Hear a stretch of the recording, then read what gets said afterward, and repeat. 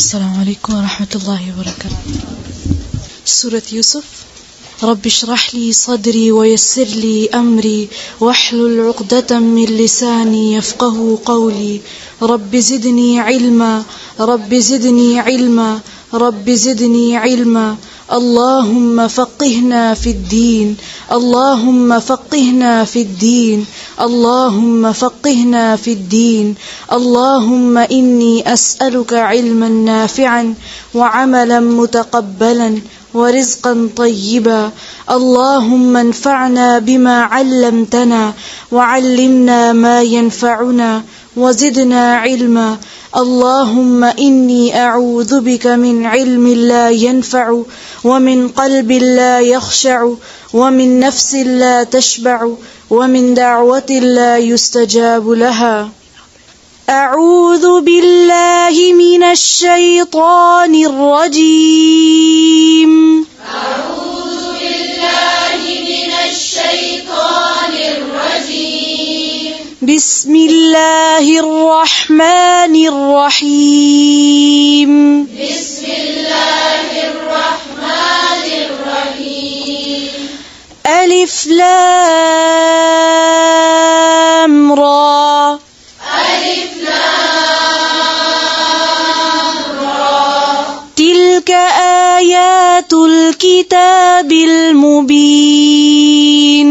تلك آيات الكتاب المبين. إنا أنزلناه قرآنا عربيا لعلكم تعقلون. إنا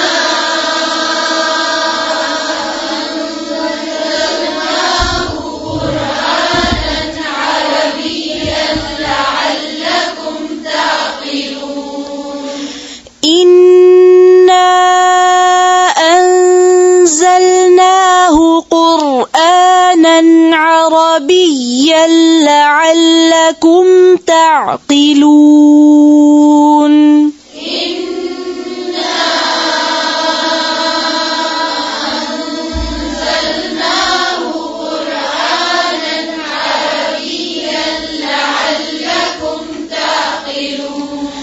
نحن نقص عليك أحسن القصص بما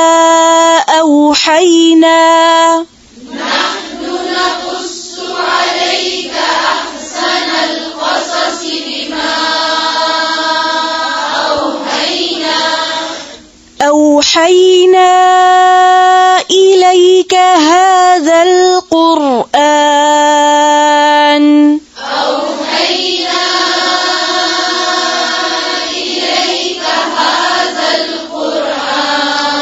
وإن كنت من قبله لمن الغافلين.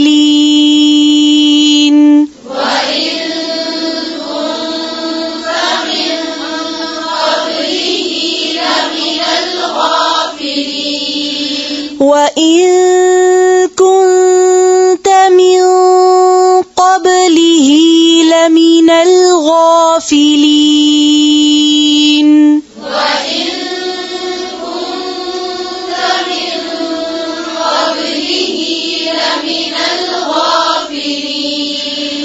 إذ قال يوسف لأبيه يا أبت إني رأيت 11 كوكبا. إذ قال يوسف لأبيه يا أبت إني رأيت 11 كوكبا. 11 كوكبا. 11 كوكبا.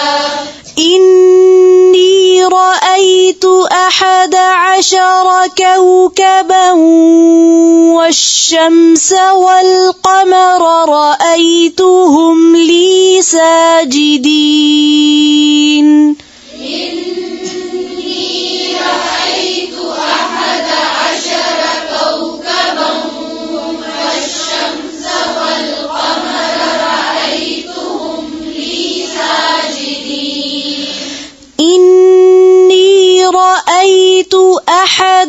عشر كوكبا والشمس والقمر رأيتهم لي ساجدين إني رأيت 11 كوكبا والشمس والقمر رأيتهم لي ساجدين رأيتهم ता पे क्या है, इसको थोड़ा सा और क्लियर करें.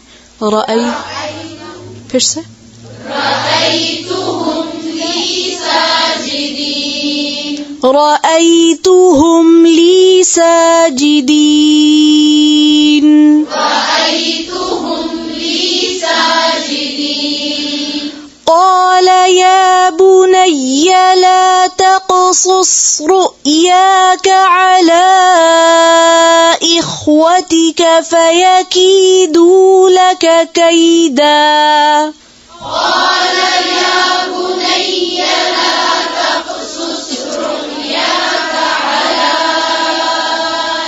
إخوتك فيكيدوا لك كيدا على إخوتك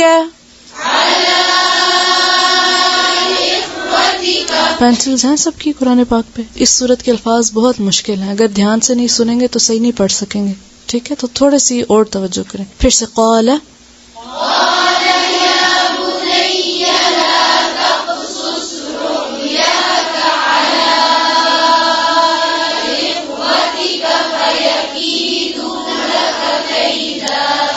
قال يا بني لا تقصص رؤياك على إخوتك فيكيدوا لك كيدا قال يا بني لا تقصص رؤياك على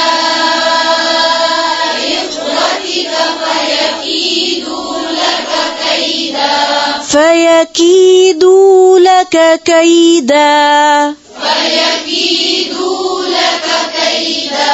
إن الشيطان للإنسان عدو مبين إن الشيطان للإنسان عدو مبين للإنسان إن الشيطان للإنسان عدو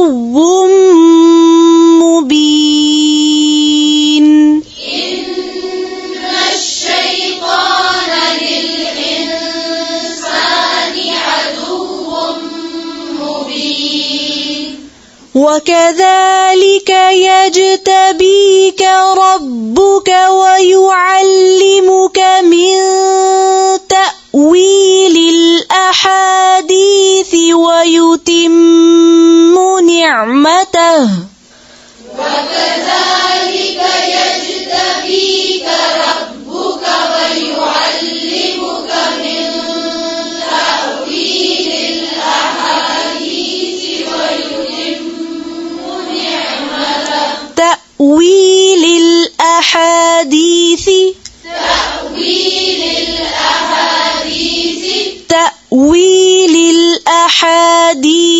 ويتم نعمته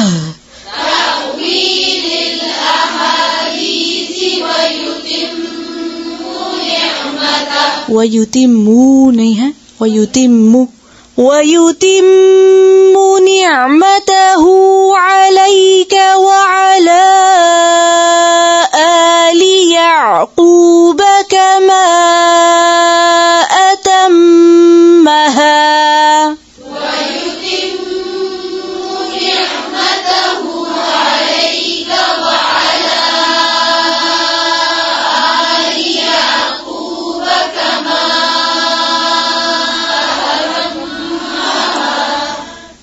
ويتم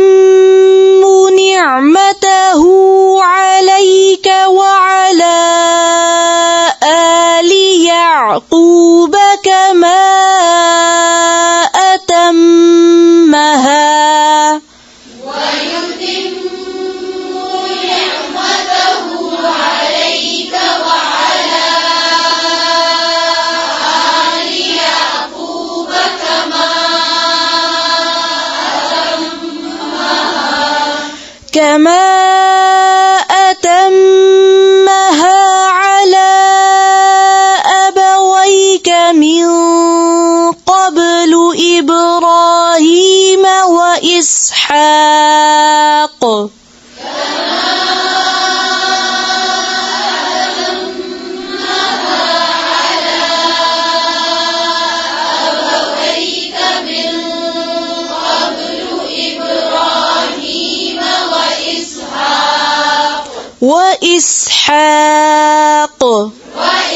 وإسحاق إن ربك عليم حكيم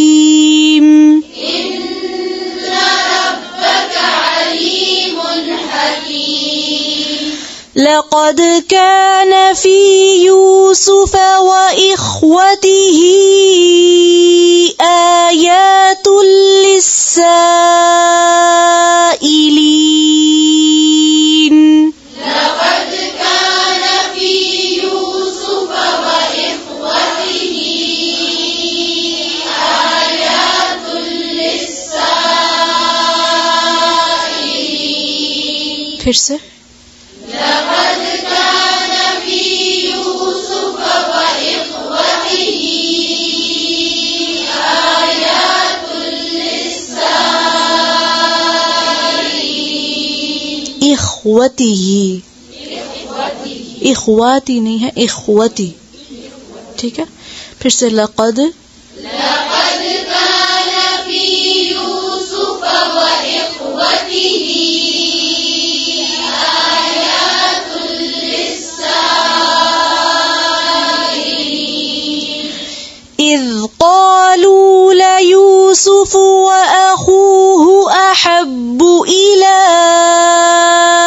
أبينا منا ونحن عصبة إذ قالوا ليوسف وأخوه أحب إلى أبينا منا ونحن عصبة देखिए ज़बर ज़ेर पेश को लंबा नहीं करना और जहाँ पे मद है उसको छोटा नहीं करना फिर से पढ़ें इज़ क़ालू एक एक हर्फ को गौर से देखें पेंसिल आपकी जो लफ्ज़ आप पढ़ रहे हैं और जो सुन रहे हैं उसी पर आपकी होनी चाहिए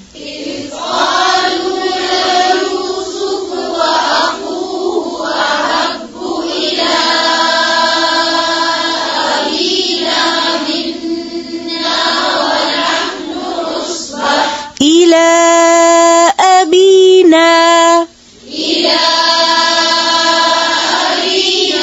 منا أحب إلى أبينا منا ونحن عصبة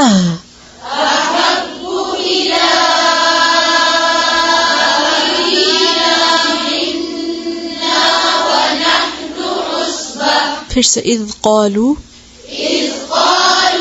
ليوسف وأخوه أحب إلى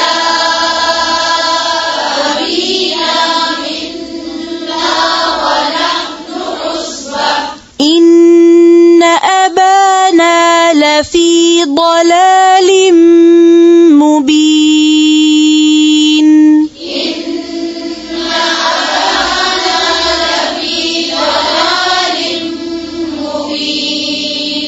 फिर से إن أبانا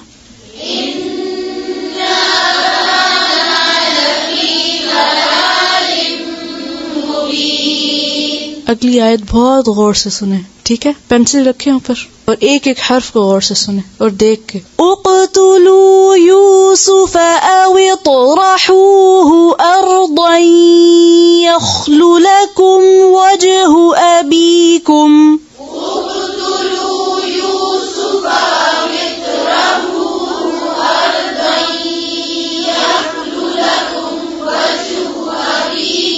फिर से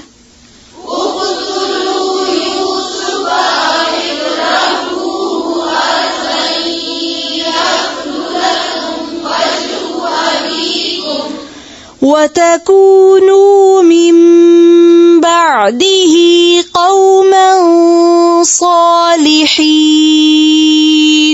وتكونوا من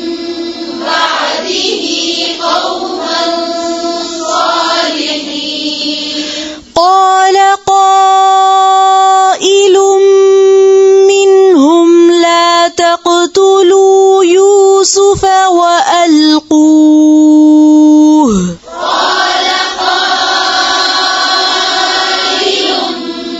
منهم لا تقتلوا يوسف وألقوه في غيابة الجب يلتقطه بعض السيارة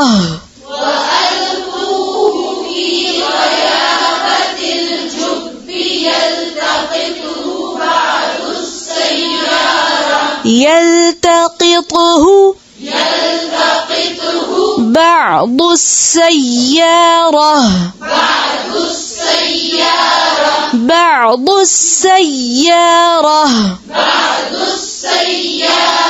फिर से وألقوه في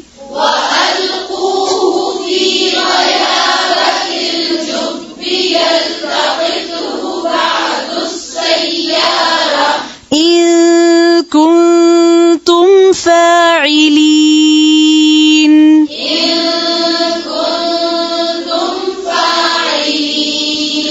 قالوا يا أبانا ما لك لا تأمنا على يوسف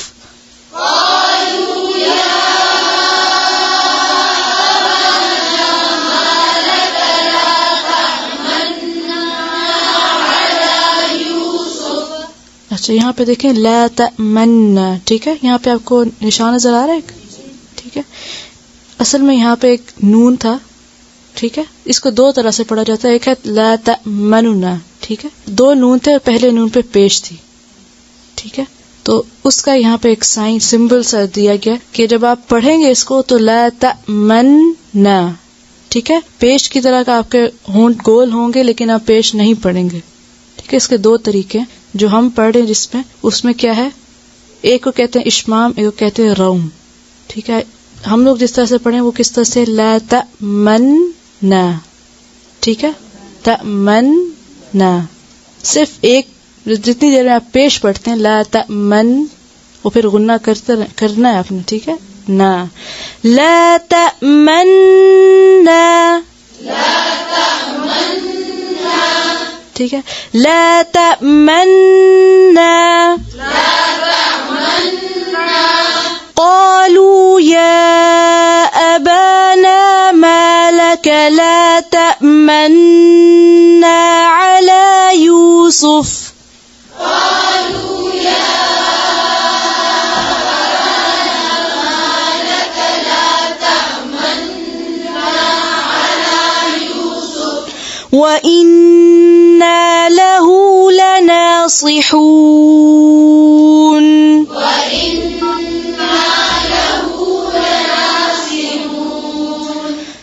أرسله معنا غدا يرتع ويلعب وإنا له لحافظون أرسله معنا غدا يرتع ويلعب وإنا له لحافظون يرتع تا طاني बनाएंगे इसको फिर से أرسله معنا غدا يرتع ويلعب وإنا له لحافظون قال إني ليحزنني أن تذهبوا به وأخاف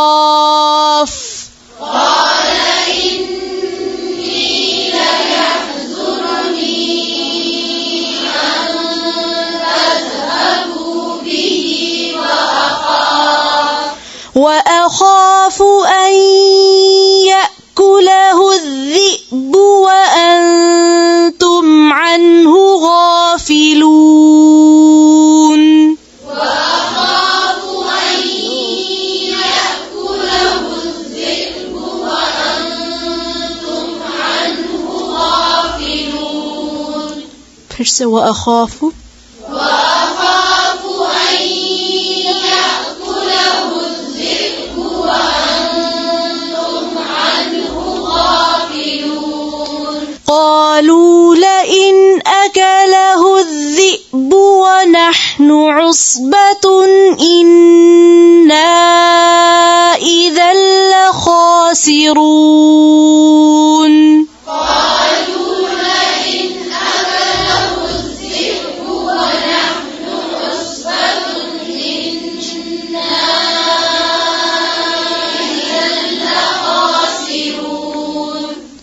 फिर से पढ़ें।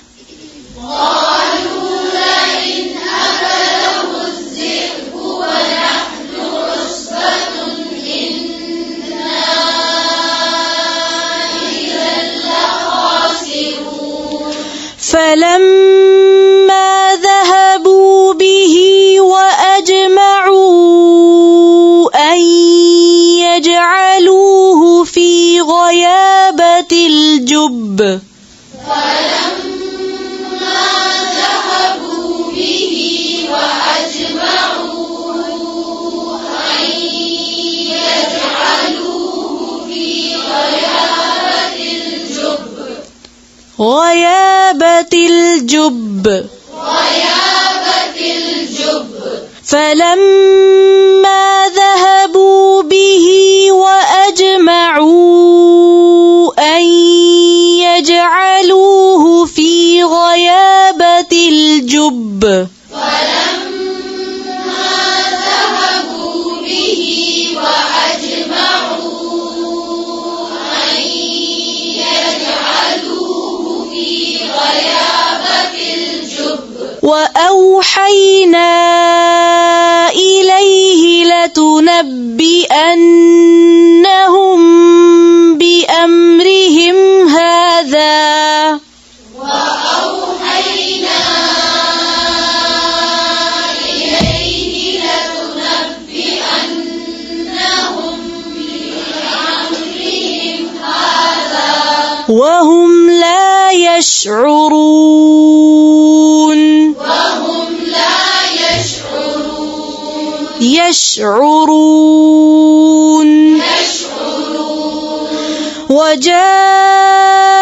وجاءوا أباهم عشاء يبكون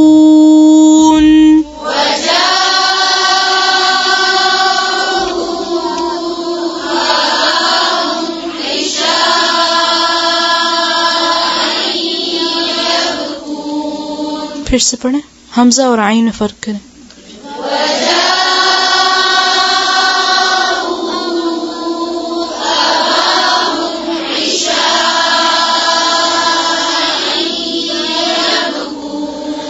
قالوا يا أبانا إنا ذهبنا نستبق وتركنا يوسف قالوا يا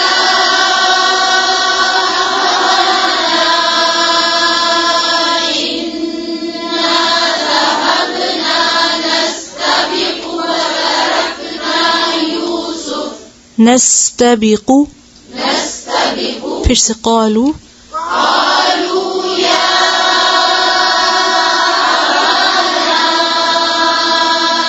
إنا ذهبنا نستبق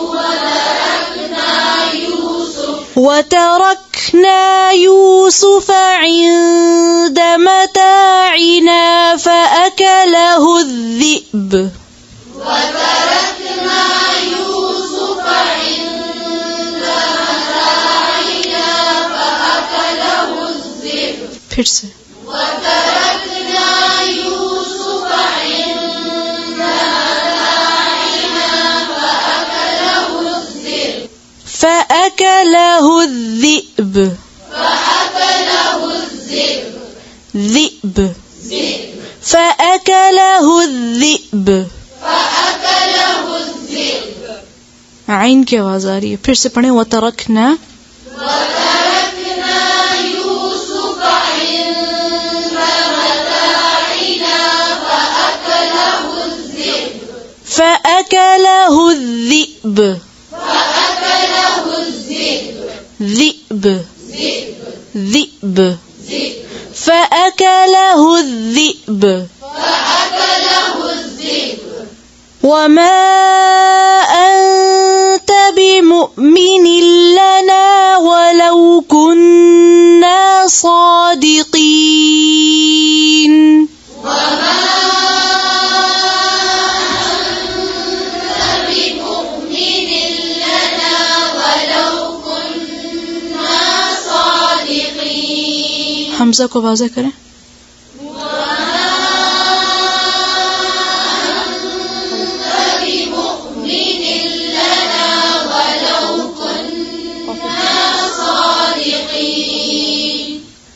وجاءوا على قميصه بدم كذب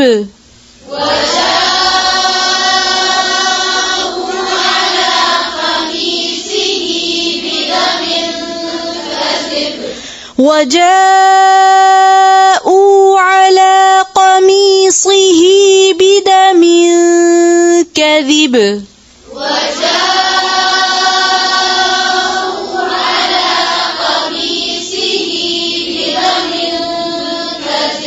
قال بل سولت لكم أنفسكم أمرا قال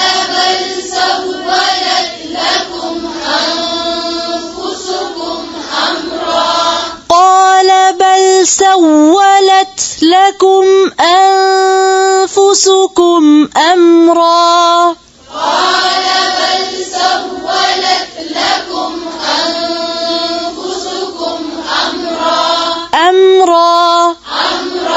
فصبر جميل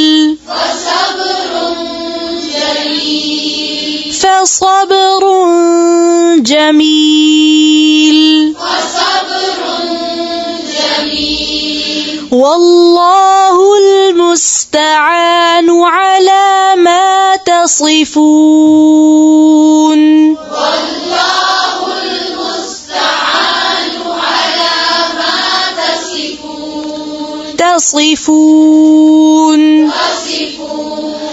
والله المستعان على ما تصفون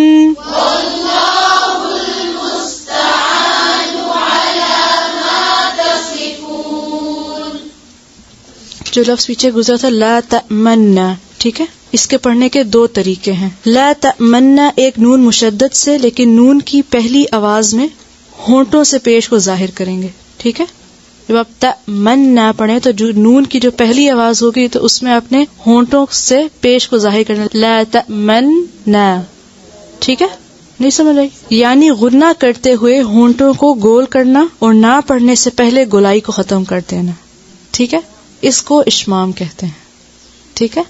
फिर दूसरा तरीका जो है वो है कि ला तमन्ना, दो नूनों से, लेकिन पहले नून के पेश को हल्का सा पढ़ेंगे, ठीक है। ये जो तमन्ना है ये दो नून है, वो पहले नून को पेश के साथ और दूसरे को जबर के साथ पढ़ेंगे, ठीक है, लेकिन पेश को हल्का सा पढ़ेंगे, सही जैसे पूरा पेश पढ़ते हैं उस तरह से नहीं पढ़ेंगे, ठीक है। इसको क्या कहते हैं? रऊम, ठीक है। पता नहीं आपके पास लिखा हुआ या नहीं, अगर आप देखें साइड पे लिखा होगा इश्माम या रऊम, नहीं लिखा हुआ, चले कोई बात नहीं, बस आपको पढ़ना आना चाहिए, ठीक है। ला तमन्ना, समझ आ गई? तो बस इतना सा याद रखें। सुब्हान रब्बिक रब्बिल इज्जति अम्मा यसिफून व सलामुन अलल मुरसलीन वल्हम्दुलिल्लाहि रब्बिल आलमीन। सुब्हानक अल्लाहुम्मा बिहम्दिका नशहदु अल्ला इलाहा इल्ला अंता नस्तगफिरुका व नतूबु इलैक। अस्सलामु अलैकुम व रहमतुल्लाह।